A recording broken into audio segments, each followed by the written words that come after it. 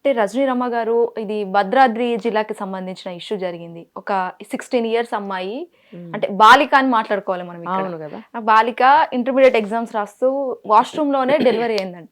అంతకు ముందు మనం ఇష్యూస్ చాలా వినుంటాం. అవునవును. బట్ ఈ 16 ఇయర్స్ అమ్మాయి జస్ట్ 5 months మాత్రమే ప్రెగ్నెన్సీ. ఆ 5 months లో తనకి ఎలా పెయిన్స్ వచ్చాయో, ఆ పుట్టిన బేబీని కూడా అక్కడ వాష్రూమ్ లో ఫ్లష్ చేయడం జరిగిందంట అక్కడ.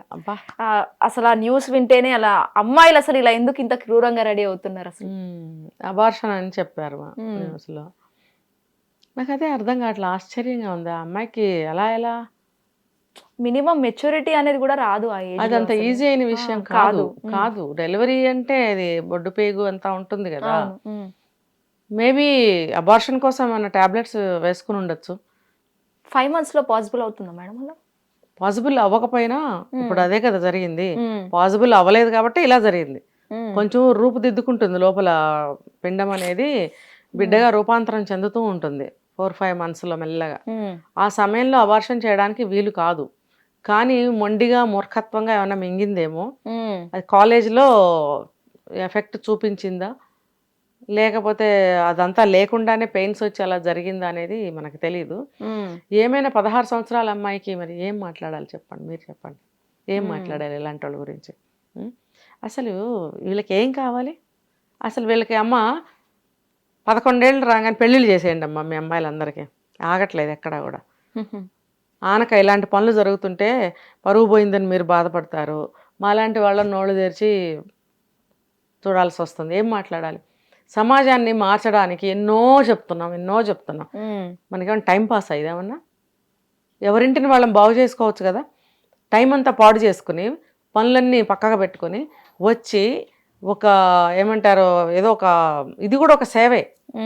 ఎందుకు చెప్పాలి? తెలీదా వాళ్ళకి? వాళ్ళ పిల్లల్ని వాళ్ళు సరిగ్గా చూసుకోవాలని లేదా? హాస్టల్లో ఉన్న పిల్లలనైనా సరే వాళ్ళు వచ్చి కనుక్కుంటూ ఉండాలి. అక్కడ వార్డెన్లు ఉంటారు, వాళ్ళ డ్యూటీలు వాళ్ళు ఏం చేస్తుంటారు? ఈ అమ్మాయి ఇప్పుడు హాస్టల్లో ఉంటుందా? తను వాళ్ళ ఇంట్లోనే ఉంటుంది, స్కూల్లో డే స్కాలరే. మరి వాళ్ళ అమ్మ 5వ నెల ప్రెగ్నెన్సీ అయ్యే వరకు ఏం చేస్తున్నారు అమ్మా నాన్న? అమ్మాయిలో తేడాలు కనిపిస్తాయి కదా. ఎందుకు చూస్తూ ఊరుకుంటారు వీళ్ళు?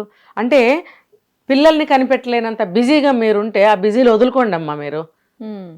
ఇప్పుడే పెళ్ళైన వాళ్ళకైతే నేనేం చెప్తాను తెలుసా? పిల్లల్ని కనకండి అని చెప్తా. 16-17 ఏళ్ళు పిల్లలకి వచ్చిన తర్వాత కనకండి అని ఎలా చెప్తాం? పుట్టేశారు, 16 ఏళ్ళ వాళ్ళు అయిపోయారు. మీరు పిల్లల్ని సంరక్షించుకోలేని వాళ్ళు, మీరు అంత బిజీలు అయితే ఆ బిజీలని వదులుకోండి. పిల్లల్ని కన్నప్పుడు వాళ్ళు మంచి దారిలో వెళుతూ ఒక మంచి పేరు మీ కుటుంబానికి తీసుకొచ్చేటట్టుగా మీరు పెంచుకోలేనప్పుడు మీ బిజీలు వదిలిపెట్టేయండి. లేకపోతే మీ క్యారెక్టర్స్ ఏంటో మీకు తెలుసు కాబట్టి పెళ్ళి అవ్వగానే నిర్ణయించుకోండి మా పిల్లలు వద్దు అని. ఎందుకు ఇలా పిల్ల జీవితం ఎంత పాడవుతుంది? ఇప్పుడు హెల్త్ పాడవుతుంది, ఫస్ట్ ఆఫ్ ఆల్ చదువు పాడవుతుంది. ఇప్పుడు అందరికీ తెలిసిన తర్వాత ఎలా ఉంటుంది? ఈ రోజుల్లో కామనే అనుకున్నా ఎవ్వరు అట్లా తీసేసుకోరు. ఊరికే టాక్, కానీ ఎవరికి వాళ్ళకి అనుభవంలోకి వచ్చినప్పుడు దాన్ని అంత ఈజీగా ఎవరు తీసుకోలేరు. అమ్మో ఇప్పుడు ఏం జరగబోతోంది, ఇప్పుడు ఎట్లా ఈ అమ్మాయి భవిష్యత్తు అనే క్వశ్చన్ మార్క్ ఖచ్చితంగా వాళ్ళ ముందు ఉంటుంది. అవును. ఇప్పుడు దాని గురించి ఆలోచించే బదులు మీరు పిల్లల్ని ఎందుకు కేర్ తీసుకోవట్లేదు? ఆ అమ్మాయికి 5 నెలలు ప్రెగ్నెన్సీ వచ్చే వరకు తెలియకుండా ఉందా? ఆ అమ్మాయికి మంత్లీ పీరియడ్స్ రావటం తల్లికి తెలియకుండా పోయిందా? అమ్మాయికి డేట్ వస్తే తల్లికి చెప్పాలి, తల్లి కూడా నెల డేట్ అడగాలి. ఈ డేట్కి రావాలి కదా, వచ్చిందా రాలేదా కనుక్కుంటూ ఉండాలి. ఎంత ప్రైవసీ అయిపోయిందంటే శ్వేత, కూతురికి డేట్ వస్తే తల్లికి తెలియదు, ఇంట్లో తెలీదు. పాత రోజుల్లో ఎలా ఉండేదో తెలుసా? డేట్ వస్తే ఫస్ట్ బయటకు వచ్చి నిలబడతారు, ఇంట్లో ఉండరు. గుమ్మల నుంచి బయటకు వచ్చేసి అమ్మ అట్లా డేట్ వచ్చింది అని అమ్మకి చెప్తే అమ్మ ఏం చేస్తుంది? అప్పుడు ఆచారాలు చెప్తున్నావేనండి. అమ్మ ఏం చేస్తుంది? ఆగాగు అక్కడ కూర్చో పక్కన, బయట వైపు అనమాట పెరట్లో వేడి నీళ్ళు పెట్టి స్నానానికి టవలు బట్టలు అన్ని బాత్రూంలో వేసి ఆ నీళ్ళలో కొంచెం అంత పసుపు వేసి ఆవిడ షాంపూ కానీ కుంకుడుకాయలు కానీ ఏది ఉంటే దాన్ని రెడీ చేసి ఆ అమ్మాయిని వెళ్ళి స్నానం చేయమనేది. ఆ తీసిన బట్టల్ని తడిపి ఒక పక్కన పెట్టమని, తర్వాత ఆ బట్టల్ని పని మనిషి ఎవరన్నా ఉతికే వాళ్ళు ఉంటే వాళ్ళతో ఉతికిస్తారు. ఎవరు లేకపోతే నీళ్ళలోంచి జాడించి పక్కన పెట్టేసుకుని తర్వాత స్నానం అంతా అయిన తర్వాత లేజర్ టైంలో దాన్ని సబ్బు పెట్టి ఉతికి తడిపితే దాని ఇది దోషం పోతుందని అనేవారు. అలాగా ఆ ఆచార సాంప్రదాయాలు ఎందుకు పెట్టారు? ఇప్పుడు ఏమని మాట్లాడుతున్నారు తెలుసా? డేట్ వస్తే అంటరాని వాళ్ళమా? అంటరాని వాళ్ళమని కాదు, ప్రెగ్నెన్సీ వస్తే తెలియలేదు ఆ తల్లికి. ఎందుకు ఆ అమ్మాయికి డేట్స్ సరిగ్గా వస్తుందా లేదో కనుక్కోవట్లేదు ఆవిడ. ఏంటి కనుక్కునేది? చండాలంగా అసహ్యంగా ఉండదా అని మాట్లాడుతున్నారు. ఇప్పుడు లేదా అసహ్యంగా? ఎంత పెద్ద అసహ్యంగా ఉంది ఇప్పుడు. అవ్వ సిగ్గు లేదు. 16 ఏళ్ళ అమ్మాయి 5 నెలల ప్రెగ్నెన్సీ, అబార్షన్ అయ్యింది లేకపోతే డెలివరీ అయ్యిందని దేశమంతా చెప్పుకుంటుంటే సిగ్గుగా లేదు నీకు? ఇప్పుడు అసహ్యంగా లేదు? ఈ ఆచారాలు అందుకే పెట్టారు, అర్థమైందా? ఇప్పుడు పిల్లలు ఇవంతా ట్రాష్, ఇందులో అంటు లేదు, ఇందులో మైల లేదు. అంటు మైల నేను అసలు చెప్పాను ఇప్పుడు? అంటు మైల కోసం చెప్పలేదు, ఇందుకే చెప్పారు. కాలక్రమంలో మన మన మన ప్రవర్తన మనకి జవాబులు చెప్తూ వస్తుంది అనమాట. ఇప్పుడు మన ప్రవర్తన ప్రశ్నలుగా తయారైతే వాటికి జరుగుతున్న విషయాల పనులన్నీ కూడా జవాబులు చెప్తున్నాయి. ఇప్పుడైనా సరే తల్లులు నేను చెప్పినవి ఇంట్లో కొద్దిగానన్నా పాటించుకోండి అమ్మా. పాటిస్తే ఏమవుతుందంటే ఆడపిల్లలకి డేట్లు సరిగ్గా వస్తున్నాయా లేదో తెలుస్తుంది. ఏమన్నా వెనక ముందు వస్తే ఎందుకా అని తల్లి కనుక్కొని డాక్టర్కి చూపించగలుగుతుంది. ఆ భయంతో పిల్లలు ఒళ్ళు దగ్గర పెట్టుకుని ఉంటారు. ఏమవుతుంది? ఒక అబార్షన్ అవుతుంది, గడిది గుడ్డు ఏమవుతుంది, ఇప్పుడు దాన్ని కంట్రోల్ చేశామంటే వాళ్ళ కోరికలు ఎక్కువైపోతాయి అనే వాళ్ళని కూడా మనం ప్రస్తుతం చూస్తున్నాం. అది ఇంకా మీ ఇష్టం అండి, మాకు తెలీదు. అంటే అంత 16 yearsలో తనకు అంత మెచ్యూరిటీ ఎలా వస్తుంది మేడం? అంత ఒక క్రైమే అని చెప్పాలి ఇదైతే, ముఖ్యంగా నన్ను అడిగితే. ఎలా వస్తుంది అంత ధైర్యం చేయడానికి? అదే పాతకాలంలో 9 ఏళ్లకు కూడా పెళ్లి చేసిన వాళ్ళు ఉన్నారు, మెచ్యూర్ అవ్వకుండానే పెళ్లి చేసి 11వ సంవత్సరంలోనో 13వ సంవత్సరంలోనో మెచ్యూర్ అయిన తర్వాత ఒకసారి ఫస్ట్ మెచ్యూర్ అయిన తర్వాత కాపురానికి పంపించేసేవారు. ఇప్పుడు ఇంతకాలం ఆపుతున్నారు కదా, 30, 40, 35 ఏమో ఎప్పుడో ఒకప్పుడు చేసుకుంటున్నారు కదా. మరి వాటికి వాళ్ళు ఆగలేకపోతున్నారు, ఆగలేక ఈ పనులు చేస్తున్నారు. అందుకని నేను అంటున్నా, పెళ్ళిళ్ళు చేసేయండి, 11 ఏళ్ళు రాగానే పెళ్లి చేసేయండి. నేను అదే అంటున్నా, చట్టాలని మార్చేసేయండి. ఏమంటారు, దేశాన్ని పాలించే ఉన్నారు కదా రాజులు, రాజులనే చెప్పుకుందాం. మరి ఆ దేశాన్ని పాలించే రాజులు వీళ్ళందరినీ కూడా జాగ్రత్తగా ఆయన ఒక తాటి మీద తీసుకెళ్ళలేరు. చట్టాన్ని మార్చేస్తే ఏ గొడవ ఉండదు. ఇప్పుడు బాల్య వివాహాలు చేయకూడదు అని చెప్పి ఆ రోజుల్లో చట్టాలని మార్చేయడం అని అంటున్నారు. మరి చట్టాలు మార్చేస్తే ప్రాబ్లం సాల్వ్ అయ్యి? అలా కాదు, అందుకే చెప్తున్నా నేను. పాత రోజుల్లో బాల్య వివాహాలు నేరం అని చెప్పి, అది చట్ట వ్యతిరేకం అని చెప్పి చట్టాలు చేశారు. పెద్దవాళ్ళు అవ్వాలి, చదివించాలి, అప్పుడు పెళ్ళిళ్ళు అనేవారు. మరి అది చేసినందుకే కదా ఇప్పుడు అంతవరకు వీళ్ళు ఆగలేక చిన్నప్పుడే చేసేస్తున్నారుగా. ఇప్పుడు అడిగిన ప్రశ్న ఏంటి, 16 ఏళ్లకే ఏంటి మేడం అని అంటున్నాం. 16 ఏళ్ల వరకు ఎక్కడ ఆగుతున్నారు? అప్పుడు 9 ఏళ్ళకి 10 ఏళ్ళకి పెళ్లి చేసేవారు. 16 ఏళ్ల వరకు ఆగాలంటే ఆగలేకపోతున్నారు. అప్పుడు 9 ఏళ్ళకి 11 ఏళ్ళకి పెళ్లి చేస్తే చట్ట ప్రకారం నేరం అది. ఇప్పుడు చెయ్యకపోతే నేరం అయ్యేలాగుంది. ఇంకా ఇప్పుడు ఇలాంటి చట్టాలు చేయటం వల్ల వీళ్ళు నేరస్తులుగా తయారు చేస్తున్నారు వీళ్ళని. అర్థమైందా విషయం? అలాంటి చట్టాలు చేయడం వల్ల ఇప్పుడు ఇలాంటి బాలికలు అనాలా, యూత్ అనాలా, వీళ్ళని నేరస్తులుగా తయారు చేసే చట్టాలు ఉన్నాయి మనకి. ఇంకా అవి మార్చాలంటున్నా నేను. బాల్య వివాహం నేరం కాదని చెప్పి రాసి పడేయండి.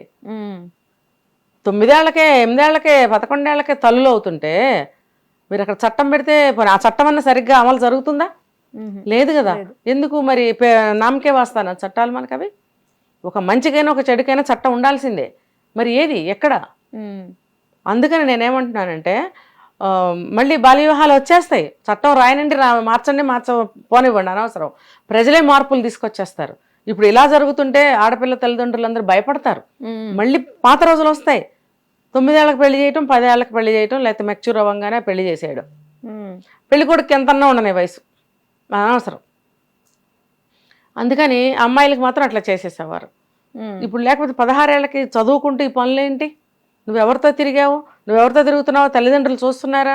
వాళ్ళు కనుక్కోవాలి కదా. కనీసం ఆ అమ్మాయి ఫ్రెండ్స్ కైనా తెలుస్తాయి ఇలాంటి విషయాలు.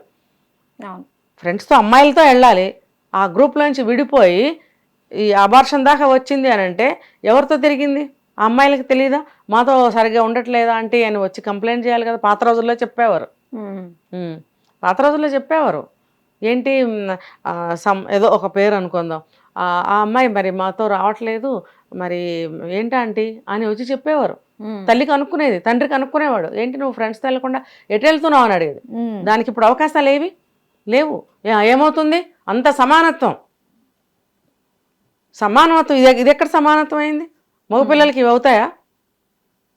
సృష్టిని ఎక్కడ సమానం చేయగలుగుతారు?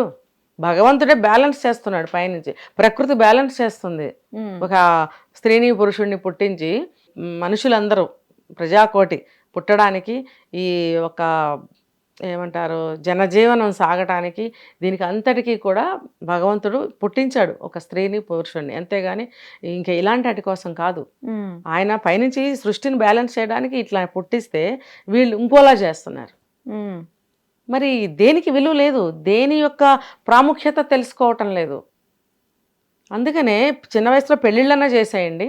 ఇప్పుడు చట్టాలు వ్యతిరేకం కదా అంటే ఇది చట్ట వ్యతిరేకం, చట్టబద్ధమా ఇది? మీరు చేసేసుకుంటున్నప్పుడు అయ్యే చట్టాలు గుర్తురావే. ఇలాంటి పిల్లలకి ఏం చేయాలి? చేసేయాలి పెళ్ళిళ్ళు, ఇంకా అంతే. ఎందుకు అనవసరంగా వాళ్ళు ఆత్మహత్యలు చేసుకుని రేపొద్దున్న పరువు హత్యలు మీరు చేసి ఏమైనట్టు? ఎవరికేమి ఆనందం ఒరిగినట్టు అక్కడ? కాబట్టి పెళ్ళిళ్ళు చేస్తే ముందుగా చేసేయండి. ఇంకా దానికి ఎవరు అంటే ఇప్పుడు ఇలా చెప్తుంది ఏంటని అనుకుంటే క్షమించండి. ఎందుకంటే ఈ దారుణాలు వినలేకపోతున్నాము. మనసు బాధతో చాలా ఇదిగా ఉంది, బరువుగా ఉండే నాకు. ఏదో ఒక పరిష్కారం ఆలోచించాలి కదా. అమ్మో ఏమైపోతారో పిల్లలు, అమ్మో ఏమైపోతారో అనే భయంతో బ్రతికే బదులు ఏదన్నా ఒక పరిష్కారం ఆలోచించుకోవాలి కదా. అమ్మ నువ్వు వెళ్ళకమ్మా, స్కూల్ నుంచి జాగ్రత్తగా ఇంటికి రమ్మా అంటే వస్తారా? రానే రారు. శుభ్రంగా చదువుకునే ఒక అమ్మాయిని 10th క్లాస్లో 9th క్లాస్లో పెళ్లి చేసేస్తానంటే నేను వెళ్ళి అడ్డుకుని ఆ అమ్మాయిని గ్రాడ్యుయేట్ని చేశాను. చక్కగా చదువుకుంది ఆ అమ్మాయి. అది ఇలాంటి వాళ్ళని ఏం చేయాలి? పెళ్లి చేయాలి. అవునా కదా? సో నిర్ణయం అనేది తల్లిదండ్రులు సరిగ్గా తీసుకోండి. పిల్లల్ని కాచుకుని ఎప్పుడు కూడా వాళ్ళ మంచి చెడ్డ చూసుకునేటట్టయితే ఓకే. లేదు మాకు టైం లేదండి, మాకు బిజీ అండి, అది ఇది అన్నారనుకోండి, పోనీ దానికి ఇంకో రెమెడీ ఆలోచించండి. హిట్ టీవీ యాప్, ఇందులో short news, live news, entertainment shows, movies, digital magazines తో పాటు మీ జిల్లా వార్తలను కూడా ఫ్రీగా చూడొచ్చు. ఇంకెందుకు ఆలస్యం? వెంటనే హిట్ టీవీ యాప్ ని డౌన్లోడ్ చేసుకుని ఫ్రీగా ఎంటర్టైన్మెంట్ పొందండి. Hit TV app. Hit TV app. Please download hit TV app. Hit TV app ని ఫ్రీగా డౌన్లోడ్ చేసుకుని ఎంజాయ్ చేయండి. మీకు నచ్చిన ఎంటర్టైన్మెంట్ కోసం హిట్ టీవీ యాప్ ని ఫ్రీగా డౌన్లోడ్ చేసుకుని ఎంజాయ్ చేయండి. హిట్ టీవీ యాప్ ని డౌన్లోడ్ చేసుకుని ఆస్వాదించండి, ఆశీర్వదించండి. ఇంతమంది సెలబ్రిటీలు హిట్ టీవీ యాప్ ని డౌన్లోడ్ చేసుకోండి అని చెప్తున్నారంటే ఎంత మంచి యాప్ ఆలోచించండి. అమెరికా అమెరికా అమెరికా అమెరికాలో చదవాలనుకునే వాళ్ళకి విశ్వసనీయమైన పేరు మన శౌర్య కన్సల్టెన్సీ. UK లో 1 year masters, UK లో 1 year masters, 2 years work permit up to 5 years visa. Contact Saurya Consultancy. Contact 89851 89851.